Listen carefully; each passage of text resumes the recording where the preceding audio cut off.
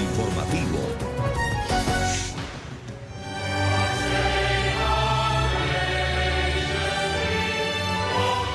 Iniciaron los actos conmemorativos del desembarco de Normandía en la Segunda Guerra Mundial. El presidente de los Estados Unidos, Donald Trump, la reina Isabel II del Reino Unido se reunieron en Inglaterra para recordar el llamado Día D, que marcó el fin del dominio nazi. Alrededor de 300 veteranos fueron homenajeados, incluyendo uno de los 97 años que sorprendió a todos después de saltar en paracaídas. No se pierda la crónica de esta jornada más adelante.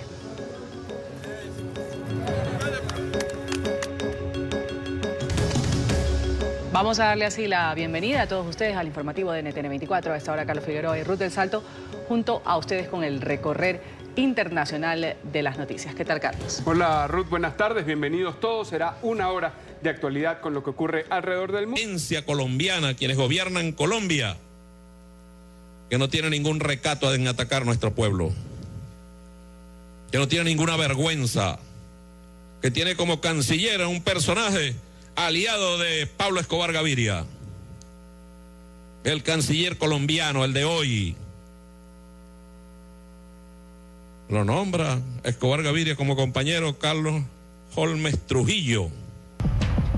Bueno, y justamente estas han sido las controversiales declaraciones que ha dado Diosdado Cabello contra el canciller de Colombia. En una intervención pública, el presidente de la constituyente madurista ha acusado a Carlos Holmes Trujillo de haber sido un aliado del abatido narcotraficante colombiano Pablo Escobar Gaviria. El ministro de Relaciones Exteriores colombiano le respondió al número 2 del régimen venezolano. Aseguró que Diosdado Cabello acude a la que ha llamado criminal práctica de mentir.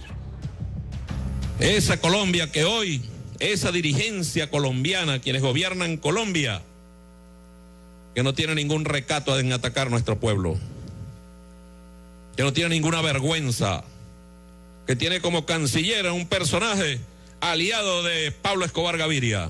Son las polémicas declaraciones del número 2 del régimen madurista, Diosdado Cabello. Durante un discurso en el estado Apure, el dirigente venezolano arremetió contra el canciller de Colombia, Carlos Holmes Trujillo. El canciller colombiano, el de hoy, lo nombra Escobar Gaviria como compañero Carlos Holmes Trujillo. Pero la polémica no se detuvo ahí. Cabello aseguró que Colombia se sustenta por el tráfico de drogas. ¿Y a la sociedad colombiana se le olvida eso? No, no es que no se le olvida, la alta sociedad no se le olvida, porque la alta sociedad colombiana vive del tráfico de drogas. Además, se burló del gobierno colombiano y su relación con Estados Unidos. El 7 de agosto van a celebrar y deben tener invitados, ¿cómo se llama? Los Avengers. Con el Capitán América, ¿está ahí el Capitán América en los Avengers?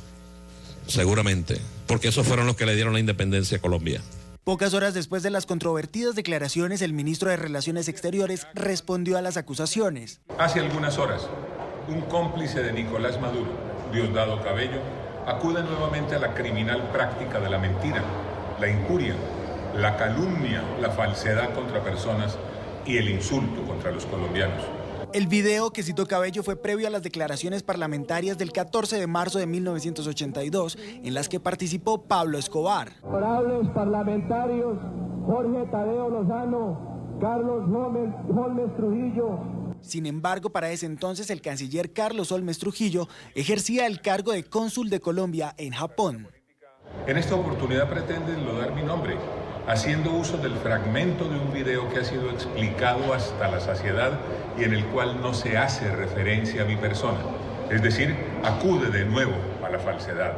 Holmes Trujillo concluyó recordando que Cabello es acusado por las autoridades estadounidenses de haber incurrido en graves delitos como el lavado de activos, producto de la corrupción y narcotráfico. Hablamos ahora de un nuevo ataque a la libertad de prensa en Venezuela. El Tribunal Supremo de Justicia ha fallado este martes a favor de Diosdado Cabello, quien interpuso una demanda contra el portal web La Patilla. Según la decisión de la justicia madurista, el medio de comunicación incurrió en un daño moral al publicar información del diario español ABC, que denunciaba nexos del presidente de la constituyente madurista con el narcotráfico. Según la sentencia del TSJ, la patilla debe pagar una multa equivalente a casi 5 millones de dólares. El fundador y director del portal web Alberto Federico Rabel calificó el fallo de insólito y además de terrorismo judicial. Sindicatos de periodistas y detractores del régimen de Nicolás Maduro han rechazado la decisión que consideraron desproporcionada. Diosdado, tu terrorismo judicial no me amilana y no exonera tus crímenes. Seguimos hablando de Venezuela, donde avanza una jornada de donación. Gremios estudiantiles y de la salud reciben hoy insumos médicos, pañales, implementos de aseo y alimentos no perecederos. Esta jornada se lleva a cabo en honor a los niños que han perdido la vida en medio de la crisis de salud que atraviesa el país. En Caracas, Oliver Fernández tiene el reporte. Oliver, una buena tarde.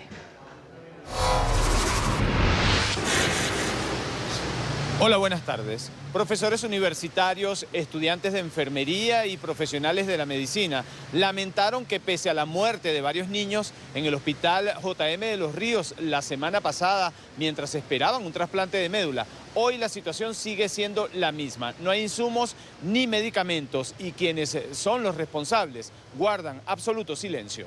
Queremos hacer un llamado a la Organización de Naciones Unidas, queremos hacerle un llamado a la OEA en Venezuela. Cada día crece la emergencia humanitaria compleja gracias a un gobierno fallido que no ha atendido con la diligencia pertinente esta situación que hoy estamos denunciando en nuestros hospitales y que vamos a seguir denunciando.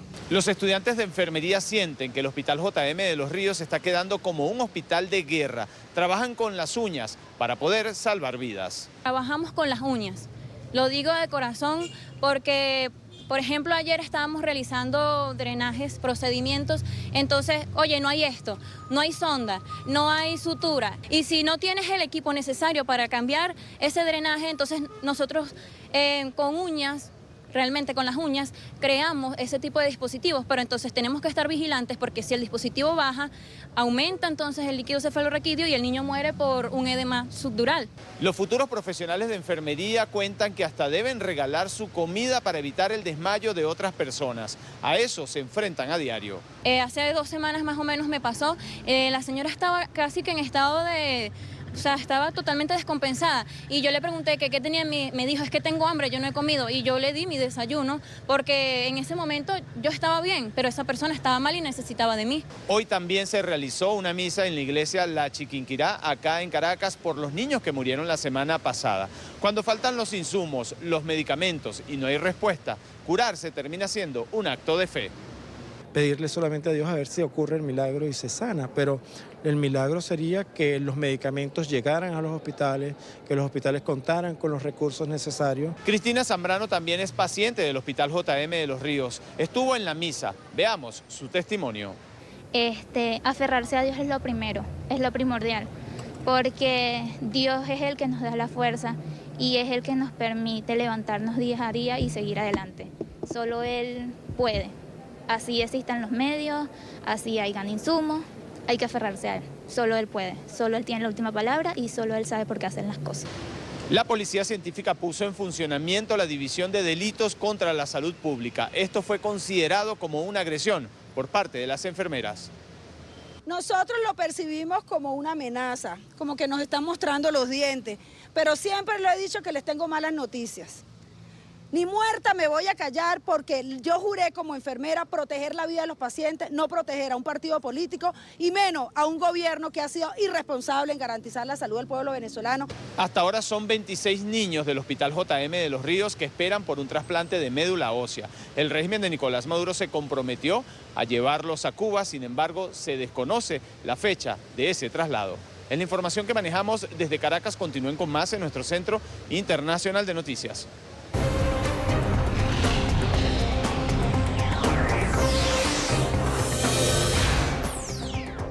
Máxima expectativa por la reunión que sostendrá hoy el secretario de Relaciones Exteriores de México, Marcelo Ebrard, con el vicepresidente de los Estados Unidos, Mike Pence, y con el secretario de Estado, Mike Pompeo. Este encuentro se da luego del anuncio de la Casa Blanca de imponer aranceles del 5% a productos mexicanos que entrarían en vigor a partir del próximo lunes. En Washington, Emiliana Molina tiene el reporte hasta ahora. Emiliana. Hola, ¿qué tal? Muy buenas tardes. Pues Peter Navarro, un consejero de comercio de la administración del mandatario estadounidense Donald Trump, le comentó a medios de comunicación estadounidenses recientemente que México puede ayudar a frenar la aplicación de estos aranceles el próximo lunes si se compromete a varias cosas. Entre estos, por ejemplo, frenar el flujo de migrantes entre Guatemala y México y otros países centroamericanos. También fortalecer sus puertos de entrada y, por último, permitir que estos migrantes llenen sus aplicaciones de asilo para ingresar a Estados Unidos, pero desde suelo mexicano. Estas medidas son algo que están causando bastante división dentro del propio partido del mandatario estadounidense Donald Trump, mientras el Ejecutivo continúa firme en su promesa de que quiere más acciones de parte de México y menos palabras. Hay tremenda oposición a la medida y hay hasta el riesgo de que si el Senado y la Cámara aprueban una medida en contra, el presidente le ponga un veto y el Senado y la Cámara tengan la capacidad de superar el veto del presidente. Entonces esta sería la primera vez que eso le pasa, pero la verdad es que se está arriesgando porque ahora sí quienes están en contra de la medida son sus propios senadores republicanos. Y es que no hay que olvidarse, el Partido Republicano en Estados Unidos es el Partido del Libre Comercio. Si entran en vigor el próximo lunes estos aranceles, pues el mandatario estadounidense estaría violando uno de los principios básicos de su partido republicano, según nos cuenta este economista. Esta es toda la información que tenemos desde Washington. Emiliana Molina, regreso al Centro Internacional de Noticias. Gracias, Emiliana. Buena tarde para ti. El presidente de México, Andrés Manuel López Obrador, ratificó su optimismo respecto a las conversaciones de hoy en Washington. El mandatario consideró importante analizar el aumento del intercambio comercial de su país con otros en el mundo. Sin embargo, aclaró que no piensa abandonar las relaciones comerciales con su vecino del norte. No dejar de insistir en la importancia estratégica que tiene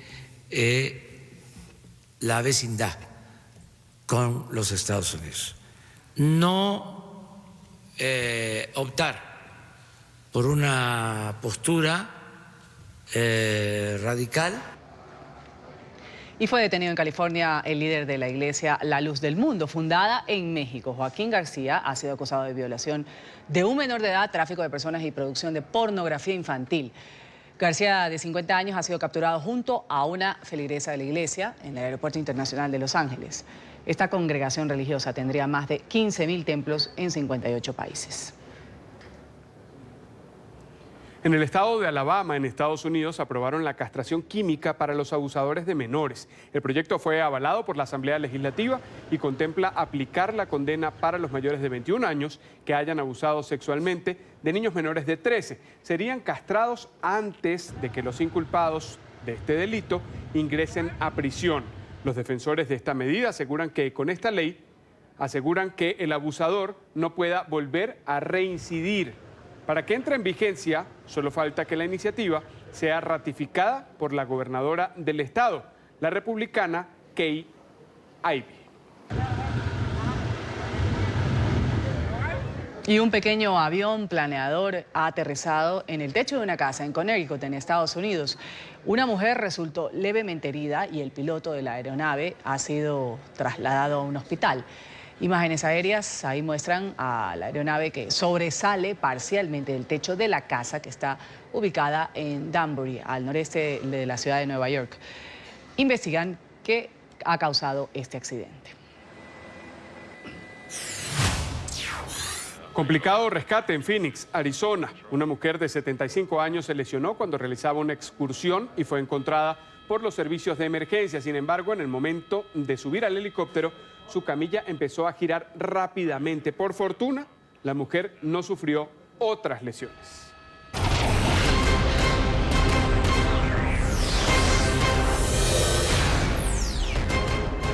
En entrevista con NTN 24 desde la ciudad de Nueva York, la abogada del narcotraficante mexicano Joaquín El Chapo Guzmán aseguró que es imposible que el líder del cártel de Sinaloa se escape de la prisión en la que permanece recluido en los Estados Unidos. Abogados penalistas consideran apropiada la decisión de la justicia estadounidense de mantener las duras condiciones de reclusión del Chapo Guzmán para evitar una fuga. Al temido narcotraficante le negaron esta semana la solicitud de salir al menos 2 horas a la semana al aire libre. Alejandro Rincón tiene el reporte. Alejandro, un buen día.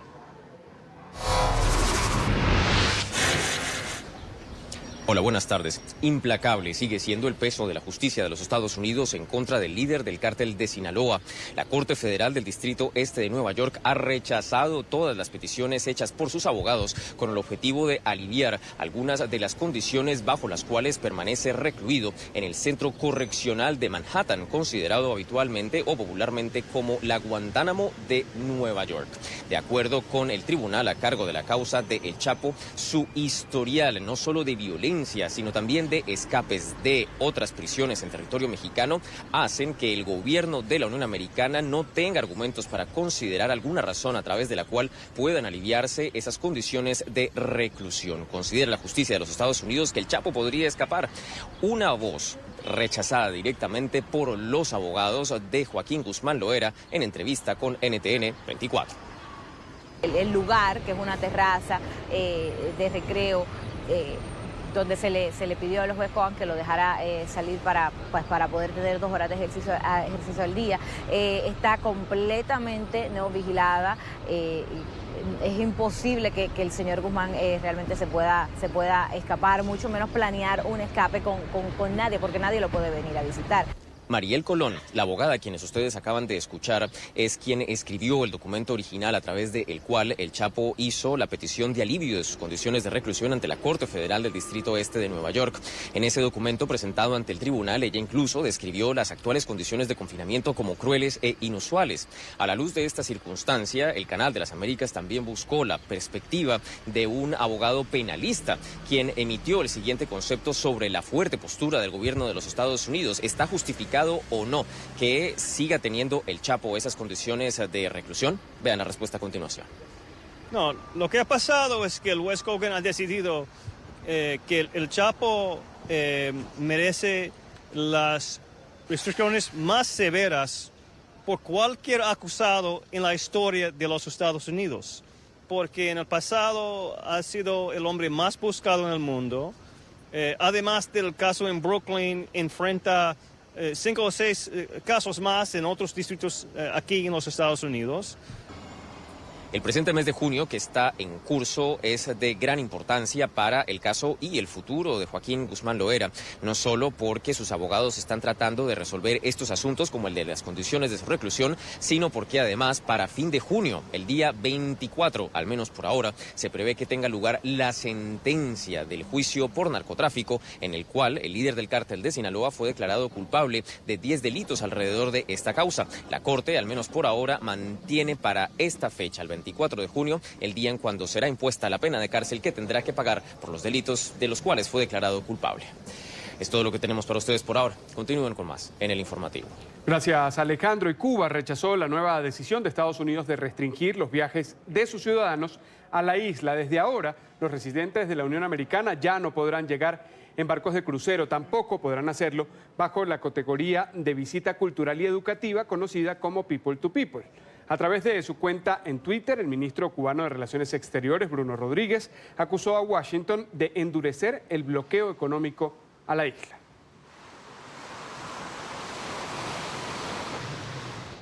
A partir de hoy es oficial ya la prohibición de estos viajes de los cruceros desde Estados Unidos hacia Cuba. La medida, recordemos, fue anunciada por la Casa Blanca. Algunas organizaciones cubanas en el exilio celebran la decisión, otras aseguran que se van a ver perjudicadas, entre otras cosas, las misiones de ayuda humanitaria a la isla. En Miami, Paola Serna tiene la información. Paola.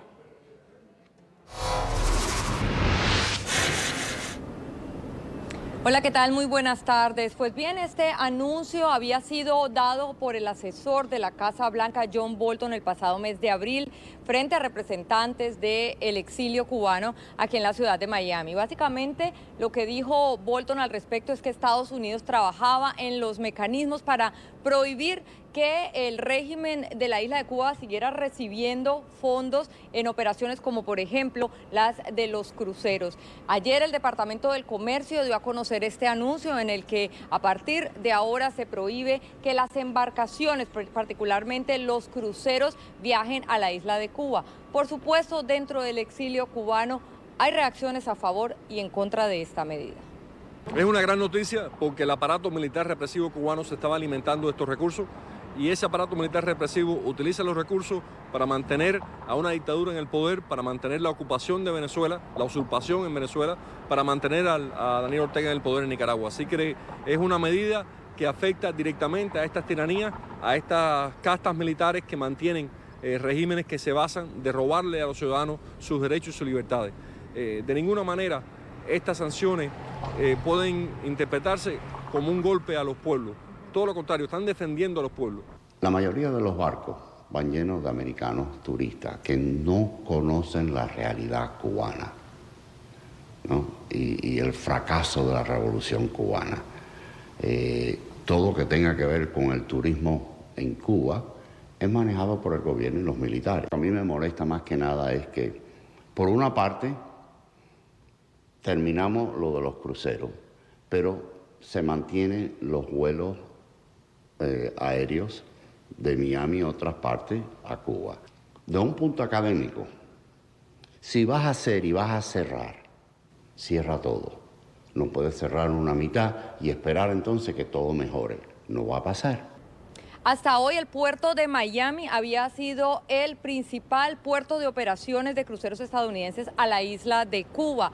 El año pasado, en el 2018, 600.000 norteamericanos viajaron en calidad o en categoría de pueblo a pueblo a Cuba, sin contar el más de 500.000 de cubanoamericanos que realizaron este mismo viaje. La información desde el puerto de Miami, soy Paola Serna. Continúen con más desde nuestros estudios centrales. Muy buenas tardes. Una buena tarde, Paola. Y justamente sobre este tema, el secretario general de la Organización de Estados Americanos, Luis Almagro, se ha referido a las medidas que ha tomado Estados Unidos con respecto a Cuba. Aseguró que las restricciones son un claro mensaje para la dictadura en la isla. Las medidas adoptadas hoy por el Departamento del Tesoro de Estados Unidos con respecto a Cuba son un claro mensaje para la dictadura cubana, desestabilizadora de la democracia en la región. Es inaceptable exportar represión y autoritarismo. Acusado de negligencia, un ex policía fue detenido en Florida por no haber actuado el día del tiroteo en la escuela Marjory Stoneman Douglas en Parkland. Scott Peterson era el agente a cargo de la seguridad del plantel y el único oficial armado del recinto. El hombre de 56 años fue señalado por no haber hecho nada para detener la masacre en la que murieron 17 personas, entre ellas 14 estudiantes. Fue acusado de 11 cargos, entre ellos negligencia infantil, negligencia culpable y perjurio. Las autoridades argumentan que no existen excusas válidas para que el agente no hubiese actuado en el momento en el que Nicholas Cruz inició el ataque. Según las pesquisas, el día del tiroteo, Peterson se negó a investigar la fuente de los disparos. No intervino durante los hechos y además ordenó a otras autoridades que llegaron a la escena que permanezcan a distancia del edificio.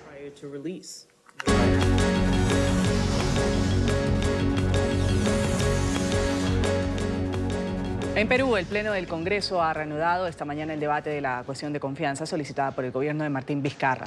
La primera sesión fue suspendida anoche tras más de 8 horas de intervenciones de los parlamentarios. La moción de confianza busca adelantar reformas contra la corrupción.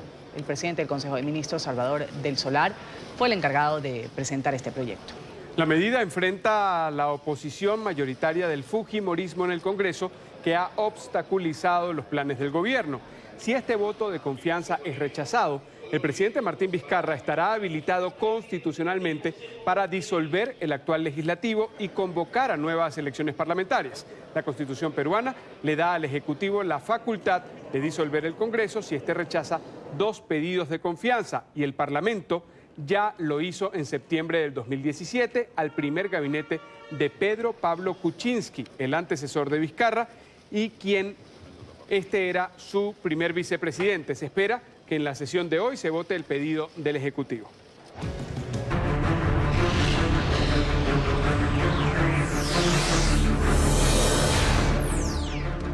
Hay polémica en Holanda por la muerte de una joven de 17 años que habría solicitado la eutanasia. Se trata de Noa Potoven, quien falleció el pasado domingo tras negarse a seguir comiendo.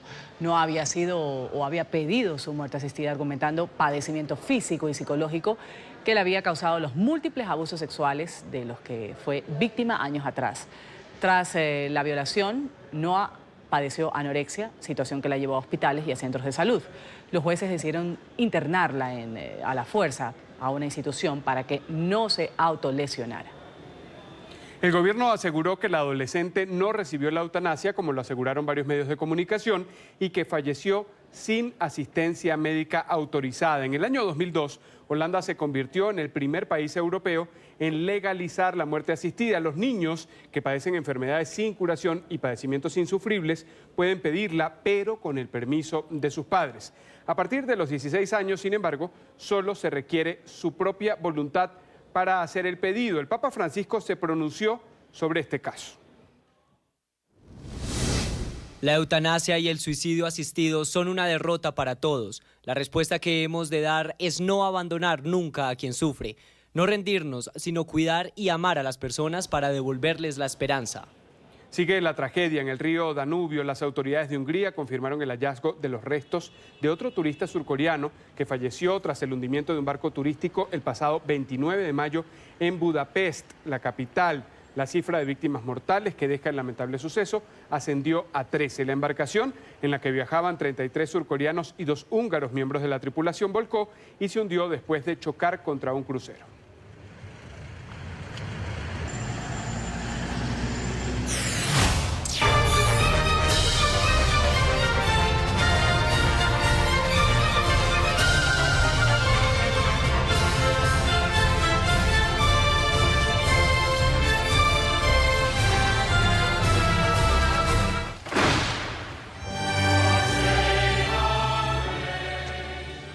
Líderes de todo el mundo conmemoran el llamado Día D. El presidente de Estados Unidos, Donald Trump, ha llegado junto a su esposa Melania a Portsmouth, en el sur de Inglaterra. La reina Isabel II del Reino Unido también asistió a la ceremonia para recordar el inicio del desembarco en las playas de Normandía, en Francia. La legendaria operación militar de hace 75 años marcó el fin del dominio nazi. Con un apoteósico evento, líderes europeos junto al presidente estadounidense Donald Trump recordaron el 75º aniversario del llamado Día D. Cientos de veteranos que formaron parte de las tropas aliadas que desembarcaron en Normandía, en el noroeste de Francia, en 1944, fueron homenajeados este miércoles. La reina Isabel encabezó la ceremonia, a la que asistieron también el heredero de la corona británica, el príncipe Carlos, la primera dama estadounidense Melania Trump, la primera ministra británica Theresa May y el presidente francés Emmanuel Macron, así como la canciller alemana Angela Merkel. Por su parte, Trump leyó una oración que el presidente Franklin Roosevelt pronunció en su discurso radial el 6 de junio de 1944, mientras los Estados Unidos y las fuerzas aliadas cruzaban el Canal de la Mancha hacia las costas del norte de Francia. Dios Todopoderoso, nuestros hijos, el orgullo de nuestra nación, este día han emprendido un esfuerzo poderoso, una lucha para preservar nuestra república, nuestra religión y nuestra civilización, y para liberar a una humanidad sufriente. Necesitarán tus bendiciones porque el enemigo es fuerte. Sabemos que por tu gracia y por nuestra causa justa, nuestros hijos triunfarán. Algunos nunca regresarán. Abraza a estos padres y recíbelos, los heroicos siervos en tu reino. Y oh Señor, danos fe en ti, fe en nuestros hijos, fe en los demás y fe en nuestra cruzada unida. Hágase tu voluntad, Dios Todopoderoso. Amén. Más de 300 paracaidistas cubrieron el cielo en la ciudad de Portsmouth, en el sur de Inglaterra, donde se realizaba el evento. Uno de los momentos más icónicos fue cuando Tom Rice, uno de los soldados que sirvió en la batalla del 6 de junio de 1944, que puso fin al dominio nazi y quien actualmente tiene 97 años, recreó el salto que hizo en 1944 sobre Normandía. Y el bebé Trump ha vuelto a tomarse las calles en Reino Unido. Esta vez ha aparecido en diferentes vallas publicitarias a lo largo de la ciudad portuaria de Portsmouth, donde se realiza justamente esta conmemoración del Día D. Las imágenes que caricaturizan al presidente estadounidense han sido puestas antes de la llegada del mandatario a esta población. Un inflable del llamado Baby Trump ya había recorrido este martes las calles de Londres en las protestas en contra de la visita oficial del magnate.